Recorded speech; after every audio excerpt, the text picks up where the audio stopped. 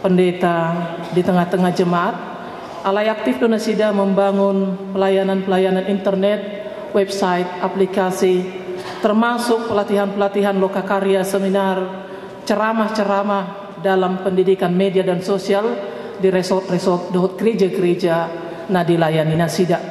Alanya manami do inanami pasahaton nasida ma tema naung dipersiapkan nasidon ima judul na misi gereja dan sosial media dalam bahasa Inggris, lalu langsung diterjemahkan oleh Amang Pendeta Dr. Enik dan herzlich willkommen Herr Pastor Lutz Neumeier in Bataclan in Indonesian. Wir freuen uns über das Thema weiterzubreiten und wir geben dir Ihnen Zeit. Bitte schön. Shalom. Shalom. We have heard this morning the theme, the tema, I have prayed for you that your faith may not fail. Ya, saya telah membahas tentang tema kita saat ini. Saya berdoa untuk kita supaya tidak jatuh.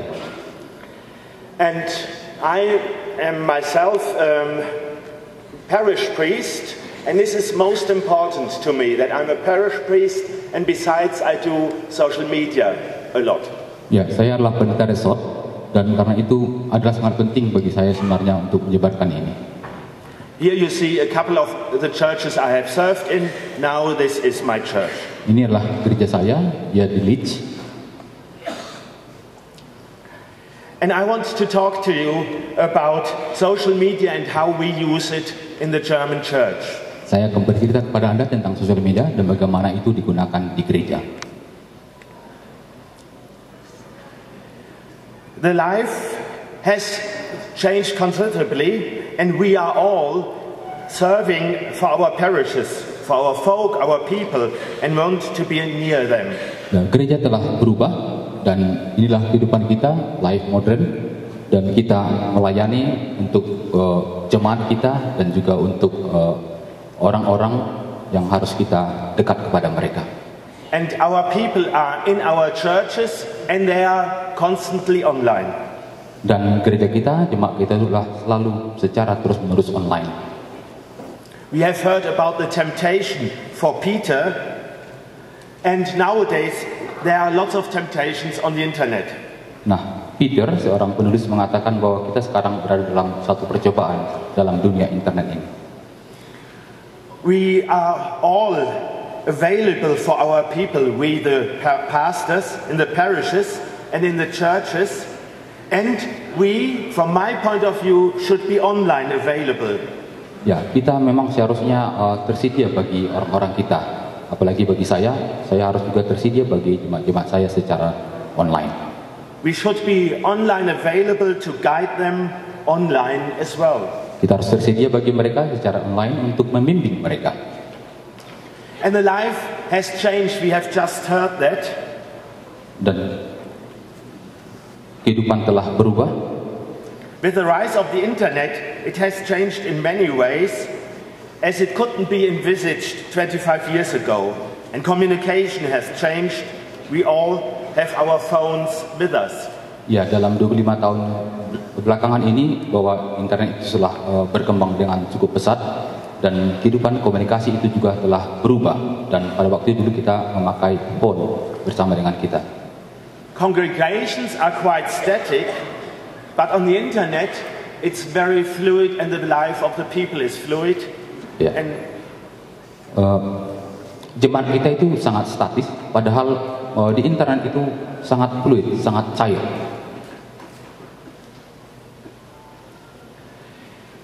The internet itself has changed over the last 15 years from being fixed to a landline to mobile internet.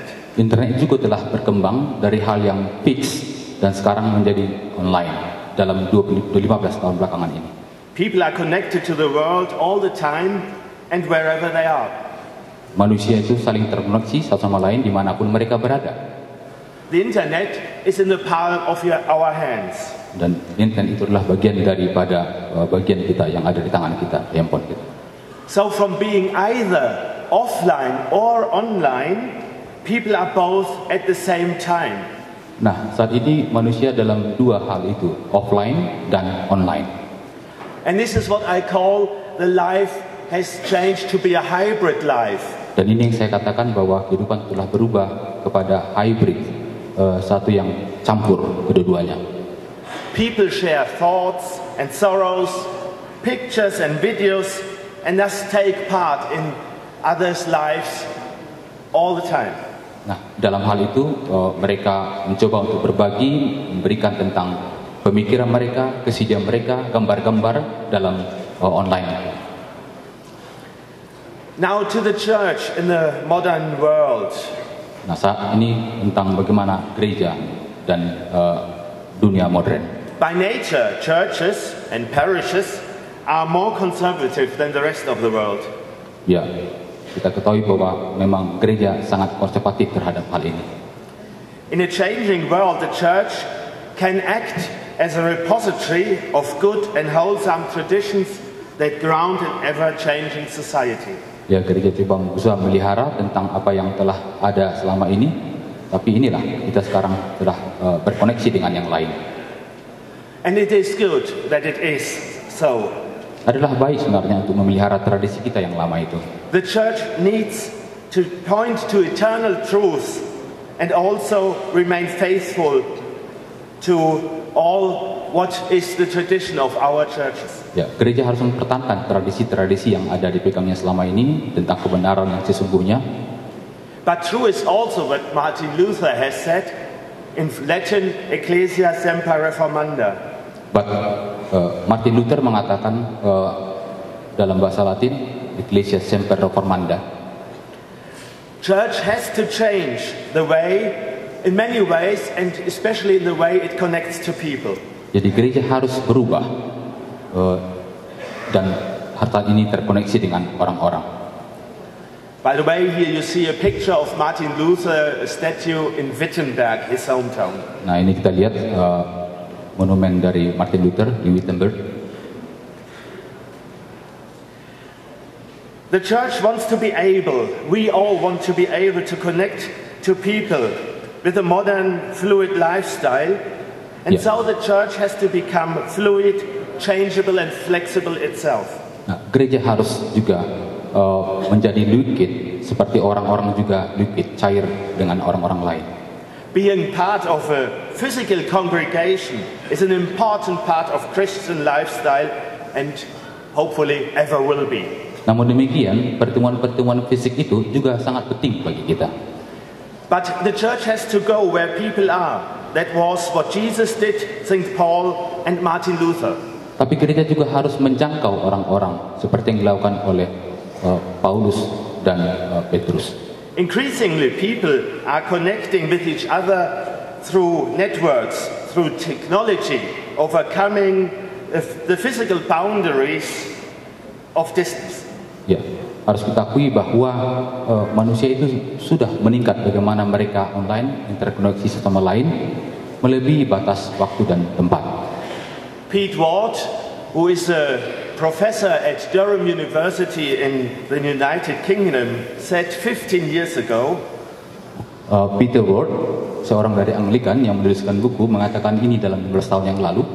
If we start to think of church as a series of relationship-based connections rather than as a single congregational meeting, ya, gereja harus mulai untuk berpikir untuk bagaimana membangun relasi dengan koneksi dan tidak hanya untuk pertemuan secara fisik saja.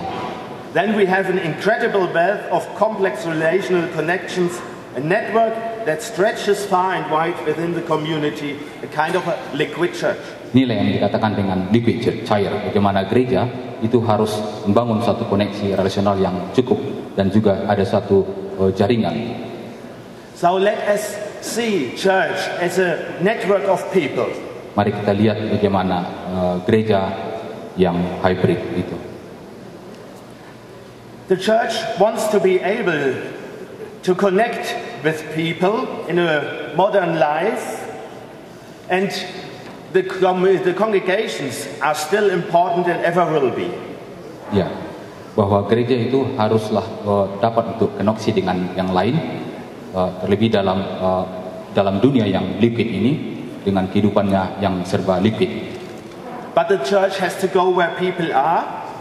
Dan gereja harus pergi kemana umatnya itu berada.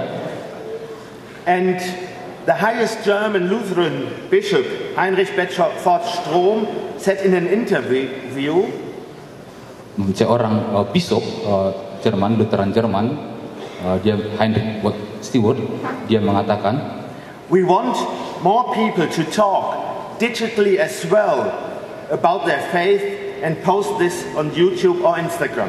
Kita ingin banyak orang untuk berbicara secara digital tentang imannya dan juga mempostingnya di YouTube atau Instagram.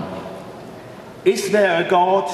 Who is God? These questions can be discussed brilliantly over the internet, so the bishop. Katanya ada pertanyaan yang harus, apakah di sana ada Tuhan? Siapakah Tuhan itu? Nah, pertanyaan ini harus didiskusikan dan ini didiskusikan secara brilian di internet. And he goes on, we have to be more present on the internet and in search engines. People want to be connected with their pastor. Dan dia mengatakan bahwa kita harus menjadi lebih banyak hadir di internet dan melalui search engine kita harus terkoneksi dengan orang itu. Church has to be near the people, where they live, where they look for information, where they communicate. This means to be available and easy to find on the internet as well. Nah, gereja harus hadir di tengah-tengah mereka dan inilah yang gunanya internet ini, hadir bersama-sama dengan orang-orang itu. And here you see a picture of my church where I serve with a mobile mast on top of it.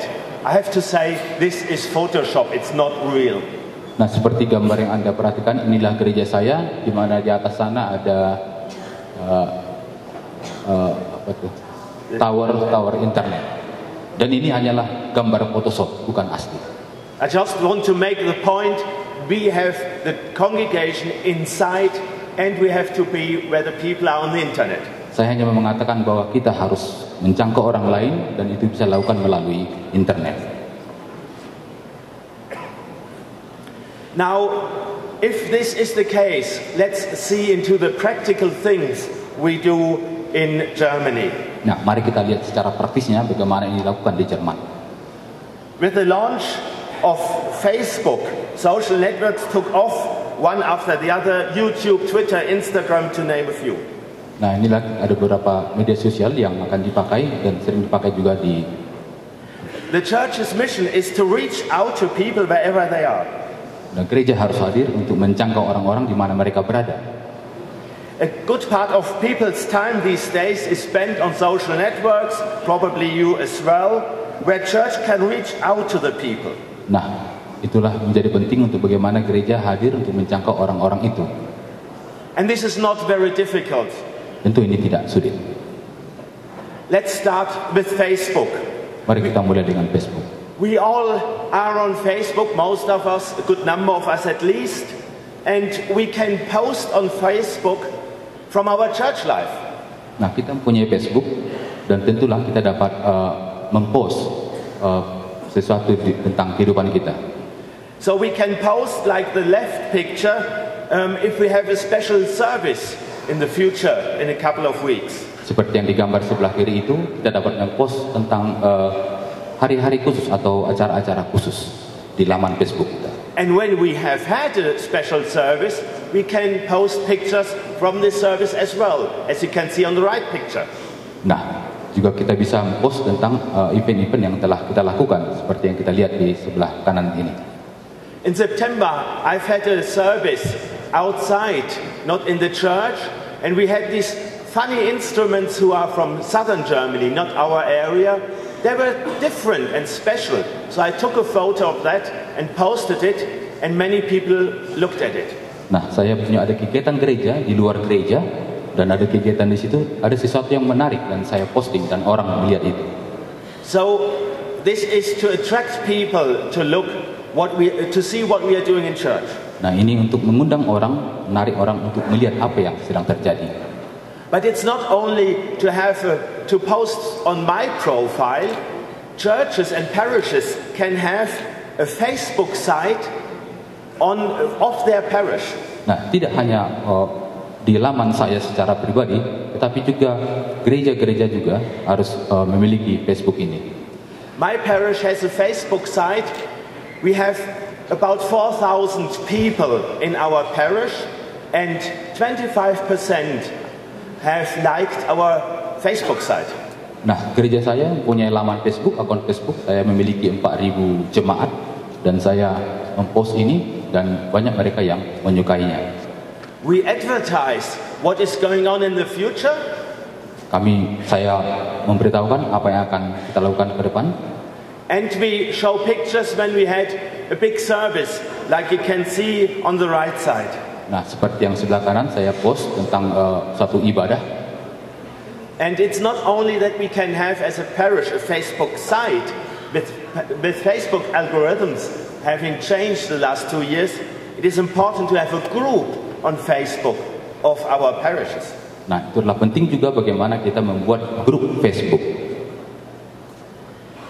But we can do more. We can, for example, try to congratulate our people on Facebook. Facebook makes it really easy. It tells us who has his birthday today or her. Nah, melalui Facebook itu juga kita dapat mengucapkan sesuatu selamat kepada orang. Misalnya ucapan selamat ulang tahun. So I always, most of the times, I congratulate my parishioners and I always get a thumb up. Dan saya sering mengucapkan selamat ulang tahun kepada jemaat saya dan mereka memberikan jempolnya. And 95% of the people who I congratulated, they write back, thank you. Dan 90% yang saya ucapkan itu mereka mengatakan terima kasih. And how do I congratulate them? I write happy birthday and God bless you for the year to come. Dan dalam ucapan selamat itu saya katakan selamat ulang tahun, Tuhan memberkatimu untuk masa-masa juga yang akan datang. Normally in Germany people just write happy birthday. Biasanya orang hanya mengatakan selamat ulang tahun. I write God bless you for the year to come. So I bring God to them onto their timeline and many people see it. Dan saya menambahkan Tuhan memberkatimu dan saya membawa Tuhan dalam ulang tahun dia dan mereka sangat senang dan menyukainya. But we can do even more on Facebook. Dan kita dapat melakukan lebih itu lagi di Facebook. If we post something on the Facebook side of our parish, then in my parish between 200 and 700 people will see our post. Dan ketika saya mempost sesuatu di laman Facebook gereja saya, maka ada 200 sampai 700 orang akan melihat itu. You may see the numbers. At least you can see a bit of it here, how many they are. Nah, Anda akan lihat di laman ini ada sebanyak 200 sekian orang yang melihat Facebook. And then in spring I had a special service for people who love to ride their motorbikes. Saya ada punya grup pelayanan kepada orang pengendara motor, sepeda motor. And for this I wanted to advertise even better. Nah, untuk hal ini saya mau mempromosikan tentang hal ini. And so I paid some 30 euros to Facebook. Dan saya membayar satu iklan untuk Facebook ini. Informasi ini sebanyak 30 euro. And Facebook spreads my poster which I posted to many more people that are not connected to my parish. Nah, akibat pembayaran ini maka Facebook itu akan menyebarkan lebih banyak di informasi ini yang tidak ada kaitannya dengan gereja saya. So if I pay Facebook a little amount of money, I can go far across my filter bubble. Nah, jika saya membayar sedikit saja uang ke Facebook, lalu Facebook itu akan menjangkau, menyebarkan itu kepada orang-orang yang tidak ada hubungannya dengan jemaat saya. Many people who are not in my parish, they see on their timeline, oh, there's a special Sunday service. Nah, mereka akan tahu, terlebih kepada yang tidak jemaat saya, bahwa ada satu pelayanan khusus kepada pengendara-pengendara sepeda motor ini. And with paying a bit of money, you can see instead of 200 to 700 likes and people who have seen it, we have 6,500 Nah, You see what we are doing. Anda akan lihat perbedaannya. Sebelum saya membayar hanya sekitar 207 orang yang melihat, tapi ketika saya bayar itu 30 euro, maka ada 6.400 orang yang akan lihat dan mereka akan memperhatikan itu. And Facebook is very important to most people in Germany, as what I have noticed here in Indonesia. Dan Facebook adalah sangat terkenal, sukai di Jerman, tentu juga di Indonesia. When before I came here, spoke to people in PTT, in Diakonis High School and Bibelfrau High School, they all said nearly all were online with Facebook. Nah, sebelum saya di sini saya telah berjumpa dan berada di STT, di Diakonis, di Bibelfrau, dan mereka sangat sungguh suka Facebook dan online di Facebook. So we can reach out to the people because they are all on Facebook. Lalu, inilah kita bisa menjangkau orang-orang karena mereka online di Facebook. Spread the good news on Facebook and spread the good news on Instagram. Jadi sebarkanlah berita sukacita itu di Facebook atau juga di Instagram. Again, when I was at PTT and the high schools, I asked them who is on Instagram, and again, more or less every one of them were on Instagram.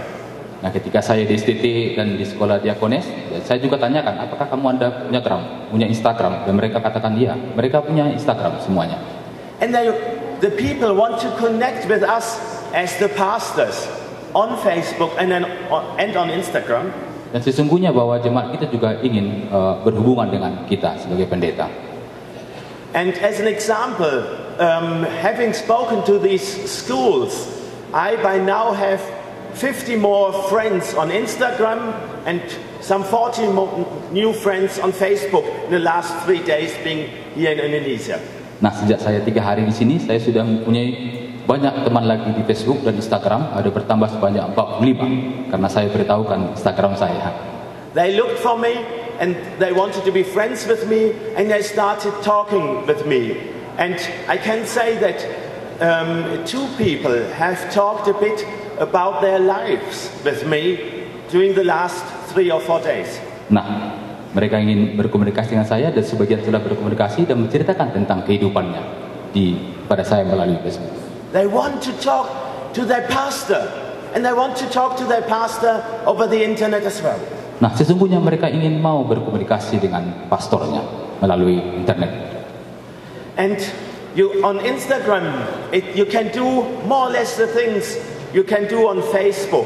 Post pictures from services you will have, post pictures from services you have had. Nah, silakan post di Facebook atau di Instagram itu untuk berkomunikasi dengan mereka.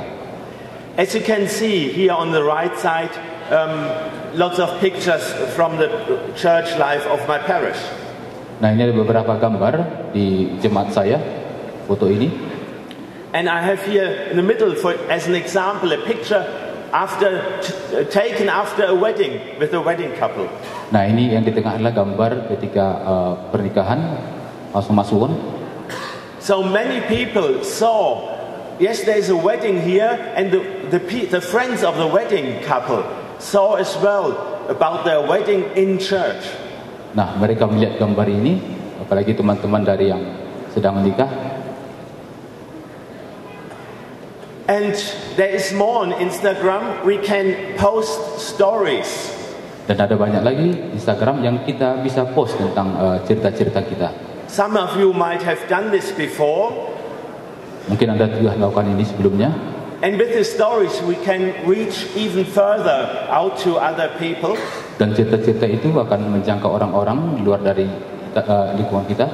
And they open up a big number of possibilities for us for mission amongst people in our area. Dan ini adalah sangat mungkin untuk menjangkau orang yang di area kita. If you want to know more about it, you can ask me later. Jika Anda mau tahu lebih banyak tentang ini, Anda boleh bertanya kepada saya nanti. But Instagram for me is quite important in teaching the young people as well. Nah, Instagram secara khusus ini adalah sangat baik untuk mengajar secara khusus kepada anak-anak muda. With Instagram stories, you can tell together with the young people biblical stories Nah, melalui Instagram Anda bisa akan berita tentang cerita-cerita Alkitab. And I will show you now a short story my 13-year-olds confirmation candidates have produced, and you will notice immediately what it is about. Nah, saya akan tunjukkan kepada Anda sedikit singkat video yang dibuat oleh para guru madua saya yang berumur 13 tahun. I did set up an account of God, and this is God now. You can see he has a black thing before his face, because you shall not make yourself a picture of God. Nah, saya sudah set up juga bahwa ini cerita tentang Tuhan. Ini ada Tuhan. Dia sengaja dibuat hitam karena memang gambar Tuhan itu kan tidak bisa dilihat. It was an idea of the young people, and it says here on this picture, "Hi, here I am, God, and I want to show you my world." Nah, di sini saya akan memberikan tentang diri saya.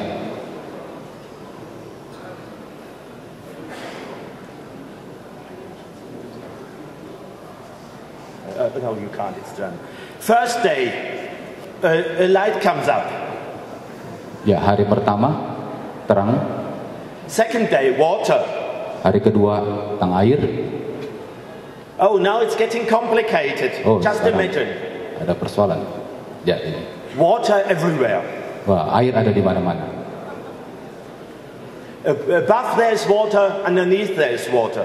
Ada air mana-mana, di atas dan di bawah juga. Dan third day, green, upgrade. Guck das mal an. Das ist einmal eine dunkle Farbe, wie langweilig das ist. Aber schaut euch das mal an. Das ist ein Busch, den habe ich gemacht. Der ist so prickelnd. It's a green bush, I've made it. Isn't it great? ya, ini Make the world green. hari buat lebih hijau lagi. Fourth day, sun, moon and stars. Ya, hari keempat.